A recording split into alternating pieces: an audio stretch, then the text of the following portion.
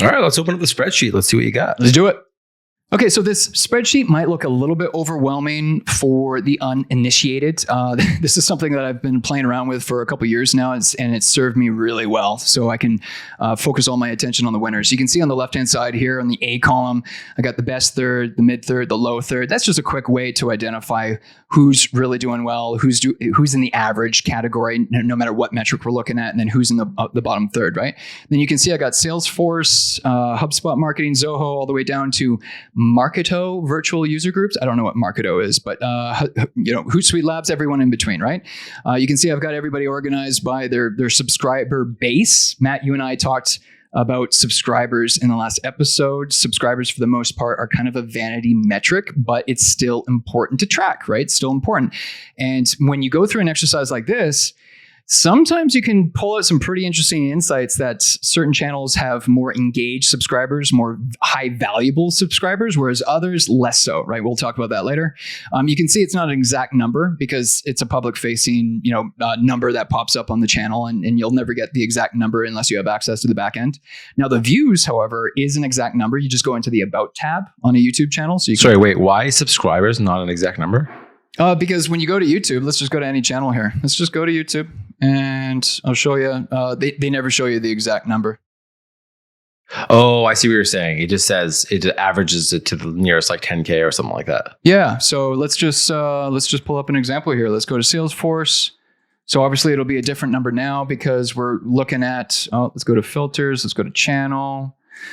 And here's Salesforce. So you see 221,000 subscribers, 1,012 videos. So this is where I get that data. And then when you actually click into the channel itself, you can go to the About tab right here that I just said. Go to the About tab. And then now I've actually got YouTube telling me exactly how many views that the channel has generated. Yeah, cool, right? Right. Cool. So that's why views is an exact number. Subscribers is always rounded, right? So, we have to be mindful that I know the calculations and formulas that I'm running on the spreadsheet are not going to be 100% because, again, I don't have access to their back-end data, their back-end office. But regardless, this is still better than nothing, right? And then I use a tool called TubeBuddy. I think you're familiar with that tool as well. TubeBuddy has a free plan and then different paid plans.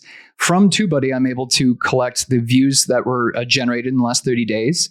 Lifetime videos, again, you can get from where I just showed you when you do a search for the channel. And then the amount of videos they've published in the last 30 days. These are all public-facing metrics that anyone could grab. And then from that data, I'm able to extract certain insights. What I do is I actually have just a very simple formula to calculate the number of views per video, right? So how much bang for their buck is the channel actually generating per video on a per video basis? How many subscribers per video, right? Which is also an interesting metric. Again, it's a vanity metric, but still good to know how big their audience is as compared to how much content they're making. And then this is a wonderful metric that I love. I mean, I know I'm totally geeking out on you here now, but clearly I'm a green personality sometimes. The number of views per subscriber, and then just an average, equal weighted average of these three metrics combined. If you just want to quickly, determine who's where, right? Then YouTube also tells us the channel, the date the channel was launched, which tells us how many days old the channel is, which means I can calculate on average how often this channel is publishing a video to their channel. And then at the very bottom here, we got averages, right? So the reason why this is so important is because here, let's just use ActiveCampaign as an example. I know you're an ActiveCampaign user there, Matt, so I'm going to change that color right here so everybody can see it a little bit better. And so ActiveCampaign on March 9th, you can see, like I said, this is a 3-month experiment. I collected this data on March 9th, and then again on April 8th, and then May 8th of this month. And so you can see that if I was on the ActiveCampaign team, I can quickly identify that we are substantially lower than the average subscriber audience size for everybody in our niche, in our vertical, right? The average size is 41,300 subscribers. Now they have actually generated a pretty decent, almost 2.2 million views on March 9th. But again, the average is over 18 million views. The amount of views in the last 30 days, 14,800, a lot less than the average compared to everybody else on this list. Lifetime videos, they published 402 videos, which is not too bad because it's actually not that far beneath the average. So again, that's one way they can measure themselves against everybody else in the pack. And then you can see how aggressive their strategy is because they actually uploaded 17 videos in the previous 30 days. And the average for everybody in this data set is 10. So they're actually uploading a much more aggressive YouTube. What are their videos about? Do you remember what their videos were about? What they do 17 videos? No, I didn't watch everybody's videos. When I run through this exercise, this is just a snapshot in time, right? To identify who's doing really well on March 9th. Right. And then because I do this on a regular basis, typically when I do this for clients, I actually do this quarterly. I don't do this every month. I normally do this quarterly. But for this, you and I knew we were going to make a video and I wanted to run this experiment here. Right. So I did this, captured this data, which is only a snapshot in time. Then we can track the difference between March 9th to April 8th, which is why I have nothing in the D column, nothing in the F column, because there's no growth rates here. We don't have any data before March 9th. And then obviously compare the difference with May 8th. But I didn't actually click into all of the YouTube channels. And I probably wouldn't have clicked into, if I was actually doing this for a client, probably wouldn't have clicked into ActiveCampaign because their metrics here are not super impressive. So I wouldn't have actually clicked in. Now, if someone told me, listen, ActiveCampaign is a super direct competitor to us, I really want to I want to have a better idea, a better understanding of why they're not doing so well. Well, then, yeah, I would have invested the time and effort into doing a deep dive on ActiveCampaign specifically. But I typically reserve that time on the channels that are actually doing really well. This is a time-consuming exercise, but it's worth it. You're only doing it once a month or once a quarter. And then once you identify who's consistently doing well every single time you run this exercise, now you have to ask yourself, why are they doing so well consistently time and time again, right? So check this out. I want to share something cool with you. I just want to make a comment on ActiveCampaign because I use ActiveCampaign and recently spoke with them. And I know that they are aggressively trying to have better customer support. So that's why I'm curious what those videos are about, because maybe they're more kind of like tutorials. I told them that a lot of their tutorials were out of date. And I wonder if they actually went in there and figured that out, what they were. And we talked before recording that we don't have go high level on the spreadsheet, which was missed out. We forgot to do it. I'm kicking myself. But yeah, I'm actually planning to switch from ActiveCampaign to go high level. And you were saying that they actually look like they had some good metrics too. So maybe in the future we can add them in. But yeah, agreed. All right, show me your interesting thing. What were you gonna? Before you jump ahead, I want to ask you something. Yeah, of course. You're on that column on views per video, subs per video. That's an average of the lifetime of their right. Yeah. Because I wonder about just how accurate that could be, because maybe they were not aggressively, or not even aggressive, but just not putting in a lot of effort into like growing a YouTube channel. Yeah. 8 years ago. Yeah. Maybe they just started like 4 years ago. Yeah. Right. So it would be kind of interesting I know that's a lot more work to kind of go to every single channel and like look at like, when did they start really being consistent with this? Right. And then that might give them more accurate, in terms of them actually putting a marketing strategy behind all this. You know what I mean? Yeah. So I'm just curious about what those numbers would look like if you identified that. Dude, you're bang on, man. You're bang on. But this is exactly why if I was the YouTube consultant for ActiveCampaign or Salesforce or any of these guys, what I would be recommending is that they run through this exercise on a regular basis, either once a month or once a quarter. Because you can never jump in a DeLorean, go back in time and make better decisions. But if you're running through an exercise like this on a regular basis, you end up creating your own historical data, right? Because you're right, these numbers are based off of since the inception of the company, of the channel. So, but when you compare that data with April 8th, with May 8th, then now you can actually, you see where I'm going with this? Now you can actually determine what this particular channel is doing over time, right? So I know once we get into the next few months and we see the growth rates, that's where it gets more interesting. So actually, before I show you that really cool thing, I probably should point this out too, because we got a couple of question marks here. Yeah. So right now I've got the list organized by subscribers. So clearly we can see Salesforce has the largest audience, followed by HubSpot Marketing, then Zoho, blah, blah, blah. Sprout Social, Hootsuite Labs, and Marketo are at the bottom, right? So now let's organize by lifetime views. Views are way more important than subscribers. Look at this. Very interesting.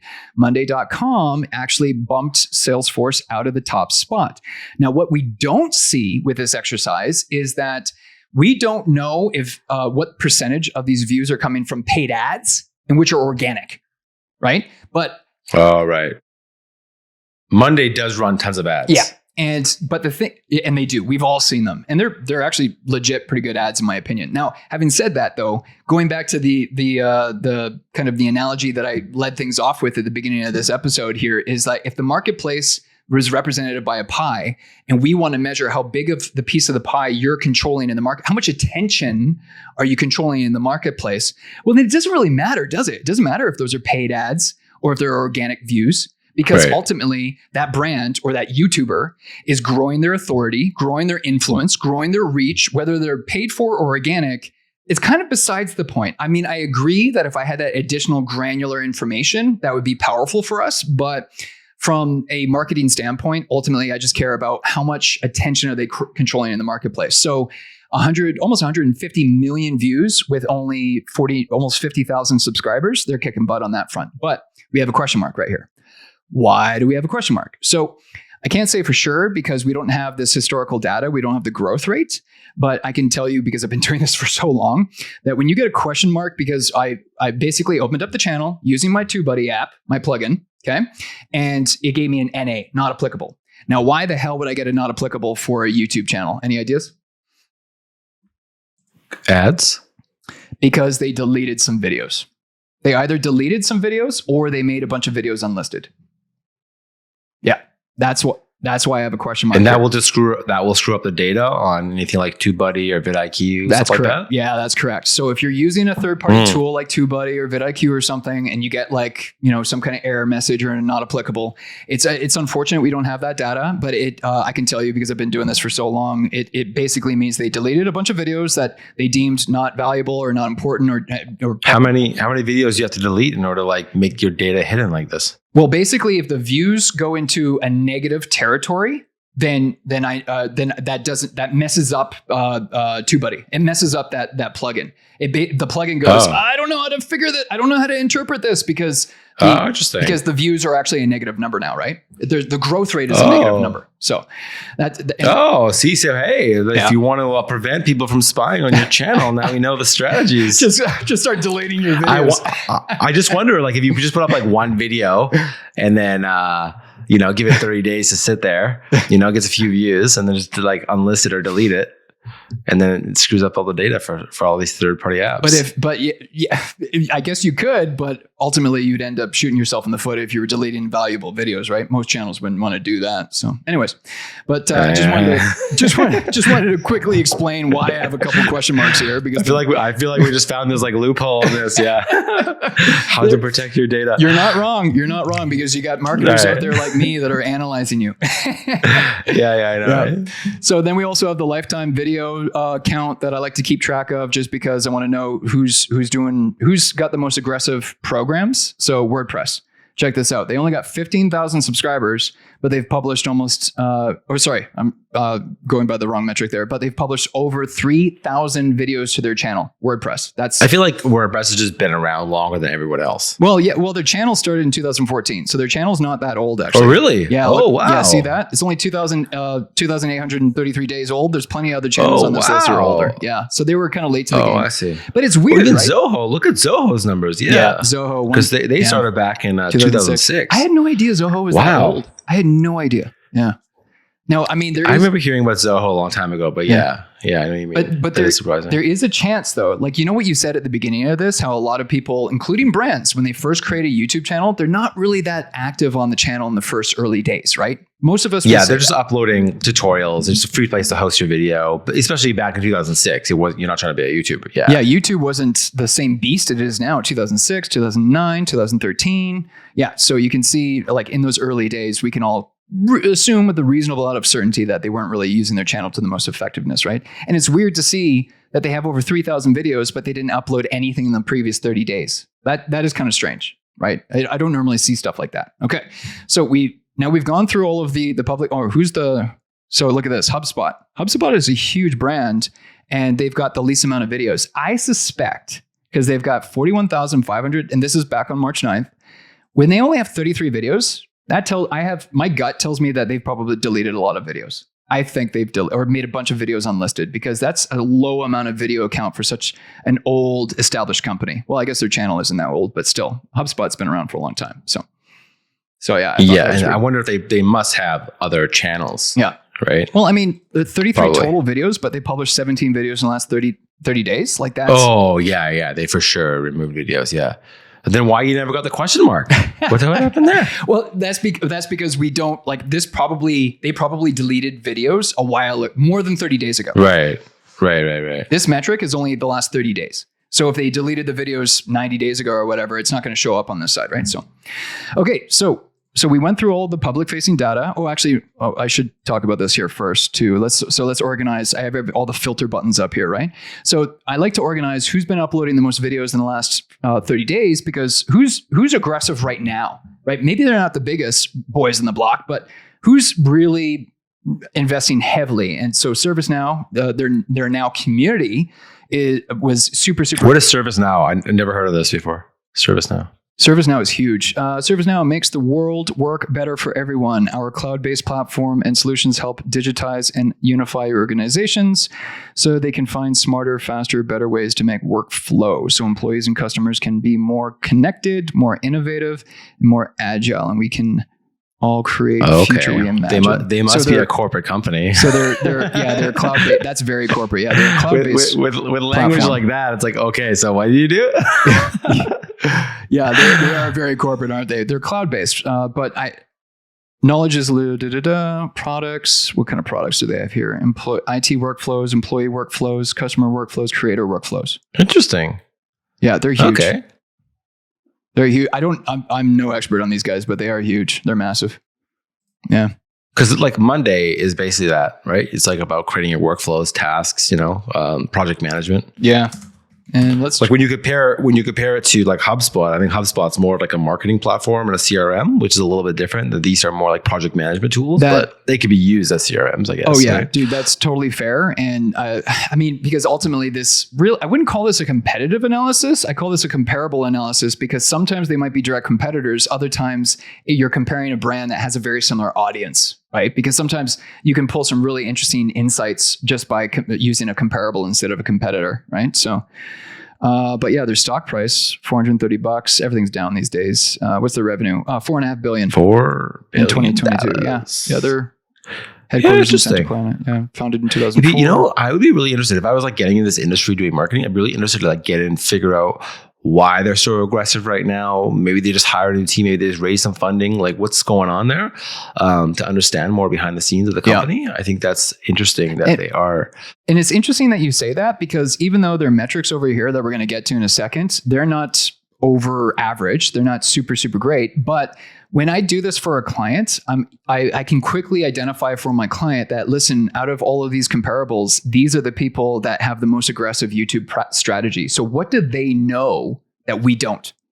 That's like, look at those stats where they have for views per subscriber in the last 30 days. It's only like 82 versus Monday.com at almost 3,000. This actually isn't, these metrics aren't in the last 30 days. These metrics are total. So it's total. Yeah, total views by total subscribers. Yeah, I could create another column and do just a separate column for the last 30-day metrics. But I chose to make these metrics for the lifetime of the channel. Yeah. Are they just making a bunch of crappy videos? ServiceNow? You got the channel open. Go over that channel. Yeah. And let's go look at their videos. What are they doing? Well, keep in mind too, I pulled this metric, this data on March, right? So we're going to have a different set of 30, we're going to have a different set of videos in the last 30 days. Okay. So what do we got here? 52 seconds. What? Okay. So this stuff is all about them. Yeah. It's not like they're making content for their customers. They're just talking about them. They're telling their story, right? Oh, totally. So it's not as interesting. It's not going to be converting. Yeah. I'm not going to watch that and be like, I subscribe. Like 2.5 minutes, 67 views. Like this is for a channel this video is called the video is called The Power of Your Voice. 2.5 minute video with 67 views.